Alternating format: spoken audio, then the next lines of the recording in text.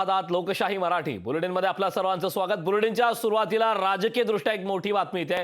मनसे प्रमुख राज ठाकरेंनी आता महायुतीला बिनशर्त पाठिंबा जाहीर केलाय। राज ठाकरेंनी शिवतीर्थावरील सभेत ही घोषणा केली आहे। महायुतीला दिलेला पाठिंबा मोदींना पाठिंबा दिल्याचं त्यांनी या दरम्यान सांगितलंय।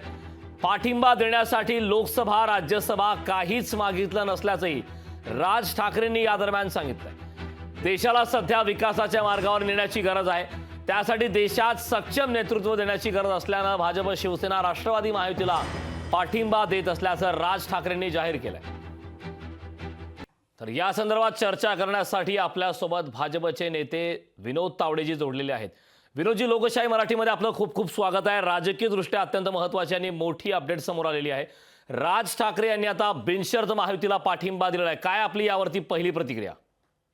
मला वाटतं शिवसेना प्रमुख माननीय बाळासाहेब ठाकरेंच्या भूमिकेवर आधारित आजची त्यांची भूमिका आहे आणि या त्यांच्या भूमिकेचा महाराष्ट्राच्या जनतेला खूप उपयोग होईल।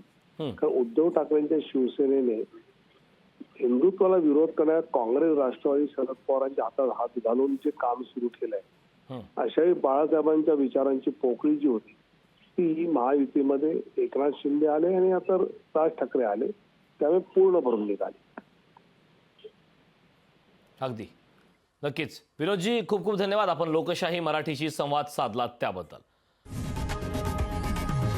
लोकशाही मराठी ऐका, पहा, जागरूक रहा।